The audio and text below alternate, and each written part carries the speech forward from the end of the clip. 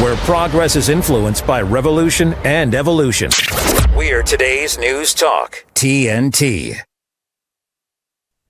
And welcome back to the Patrick Henningsen Show with me, Basil Valentine. Darren Nesbitt, the editor of The Light newspaper. We just saw an advert for that. I hope he'll be joining me to discuss Britain's current social problems at some point later in the week. He's just been putting the latest edition to bed. But I'm delighted to say I am joined on the line now by Phil Zimmerman from West London. Welcome to the programme, Phil, my old sparring partner. Thank you, Basil. Yes, it's very nice to be with you. As you say, I haven't been on this particular programme yet, so it's first. Well, this is the Basil Valentine Show with guest host this is the Patrick Henningsen Show with guest host Basil Valentine. Get it round the right way. Knowing your name is a useful skill, Basil, isn't it? Knowing your name. Yeah, it does help. It does help in life. On to the serious stuff, because it is very serious, even though it seems a lot of people would like to pretend that the whole COVID farrago never happened. I mean, it does seem like a particularly bad dream. Some people trying to revive it, of course. The mainstream media in the UK, from what I can tell, they still double down on the safe and effective mantra. But I gather in Germany there are cracks appearing and a little bit more truth is coming to light, Phil. Well, that's true, Basil. Yes. I mean, like you say, it was something of a surreal nightmare, the whole thing. I remember when it started, I knew straight away something wasn't right because they were inflating the death rate. There was censorship. And of course, just 2 days before the first lockdown was declared, it was stated on the government website that COVID was no longer considered an HCID, high consequence infectious disease, because the death rate was too low. Fast forward a few years, and the mainstream media, at least in Germany, is making some strides towards telling the truth. So this story here about the mainstream German TV station Welt, a major corporate media outlet in Germany has just declared that people who refuse to take COVID mRNA shots during and after the pandemic are, quote, the winners. Stands back in amazement. During a bombshell segment on German AC TV, Welt, the panel argued that the government owes the public an apology for claiming COVID was a pandemic of the unvaccinated. And of course, lots of information, Basil, has now come out, and lots of figures showing that that was absolutely not the case, and that it was rather the opposite of that most of the people being admitted to the hospital had been vaccinated in many cases. But the prominent German reporter Hans-Ulrich George said the unvaccinated were the winners because they refused to comply with the government's mass vaccination agenda. And there is calls here for, those responsible German officials to apologize to the public. And of course, so many measures were applied to the public, being restricted from working, restricted for going to restaurants, having to wear masks, all sorts of ridiculous, restrictions that we had to live under. And this really is quite a landmark thing. And of course, the question is it the start of a big reveal, or is it going to be an isolated thing in Germany, which is quickly hushed up and they'll get a slap on the wrist for saying the wrong thing? What do you think, Basil? You can't stop people on television panels spontaneously saying what they think. I mean, I've noticed here in the UK, even the so-called rebel channels like GB News and Talk TV, they won't go anywhere near the subject at the moment because the public know that they were pleased. There's no demand for any more of these injections. The idea is completely ludicrous. You'd have to be suicidal to volunteer for one of these injections, given what we know now. But it seems they don't give up. There are rumblings about bird flu. Believe it or not, COVID masks have reappeared in some scenarios at the Olympics, even though we all know they're completely useless. Again, I was talking to Patrick Henningsen earlier today, and he's adamant that there was a pandemic in the first place. It was simply the flu rebranded and the whole thing was a military-grade exercise in social and psychological control. But your friend, Mr. Gates, I know you're a big fan of his. He hasn't given up. He made billions. People tend to forget this. I mean, it's hard to think because it's so cartoon villainish, really, that somebody like Bill Gates would get involved in helping to at least amplify, if not orchestrate, a global event like that in order to gain financially, personally, particularly when he's as rich as Croesus to begin with. But they haven't gone away, all these jab fanatics, have they? And there's talk of bringing in digital ID in Europe, which may also feature some vaccination status aspects.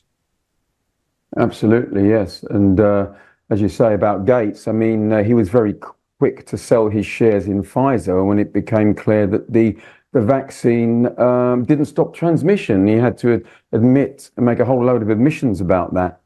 And of course, you mentioned the very sad news about Graham Thorpe earlier, dying at the age of 55. And just reading that Guardian coverage of that today, once again, no mention at all in a story about someone dying of the reason for the death. And we've seen that really ever since the vaccine rollout, and all the deaths involving celebrities since that time, the reason for the death is never mentioned. And of course, the most recent big story about a celebrity, well, being on death's door was Alan Hansen. And again, there was no mention throughout all the coverage of that. It's absurdly, really, given how dramatic it was, of what he was actually suffering from. I just presume, Basil, it was, he became ill from an illness. And, it's good that he's recovered, of course, it's great news. But we really should be told that it's a main story, a main duty of a journalist, where, when, why, how, we're not being told that at all. So it looks like some kind of international D notice has been applied through across all forms of media. And if you want to tell me that's a coincidence, I don't think you're going to manage to make that stick. Decades ago, of course, I remember the big news when Eric Morecambe had a heart attack and subsequent bypass operation. Unfortunately, his heart problems claimed Eric some years later. We know that the King has got cancer. Often a cancer diagnosis is made public, and the celebrity's cancer journey is then part of the zeitgeist. So, of course, we always want to respect privacy, and sometimes there's a suicide involved, that the illness is in fact mental illness, and they finally succumb to some suicidal thoughts or something. I don't know if that's the case with Graham Thorpe. I very much doubt it. But, looking further afield, one of the biggest fanatics of the jab, of course, was the former Manchester City striker who went to Barcelona and told everybody that they should get an injection as quickly as possible, and then proceeded to collapse on the pitch, clutching his heart. The Argentinian striker, help me out here, Phil, what's his name? Ricky Villa. No, is it Ricky Villa? Wasn't him. I want to say Perez, so I'm going to look up his name. But in the meantime, what else? We've got some very to the vaccine. Del Bigtree at the Highwire has been doing a lot of work, hasn't he?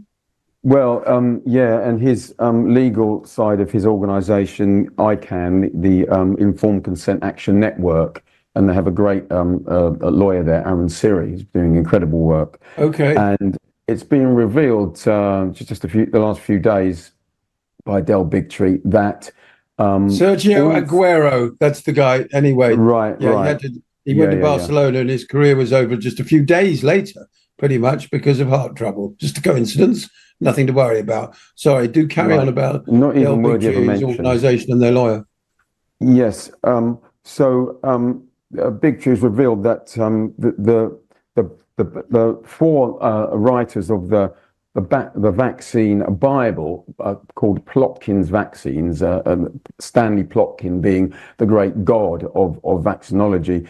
Plotkin, Paul Offit, Catherine Edwards, and Walter Orenstein have now all been taken out by Mr. Bigtree, Catherine Edwards and Plotkin being the latest. And with ICANN having won 15 legal cases against US government departments on vaccine-related issues, Bigtree says that Plotkin was finally forced to admit that they have never, no health safety tests have been carried out on any of the vaccines.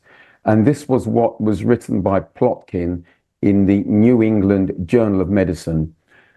The widespread vaccine hesitancy observed during COVID-19 pandemic suggests that the public is no longer satisfied with the traditional safety goal of simply detecting and quantifying the associated risks after a vaccine has been authorized for use. So I'll just read that again. Suggests that the public is no longer satisfied with the traditional safety goal of simply detecting and quantifying the associated risks after a vaccine has been authorized for use. So that is an admission that they have done no safety testing. The only testing they've done is for efficacy. And basically, there's been no safety testing of any of the vaccines. And that also has great implications for the fact that for years we've heard in the media that vaccines do not cause autism. And one of the other writers, Catherine Edwards, was grilled by Siri under oath and was forced, and she had the perfect opportunity to bring forth the evidence that they had proof that vaccines do not cause autism. She was unable to provide one grain of evidence and had to admit that none of those safety tests have been carried out. So this is a huge admission.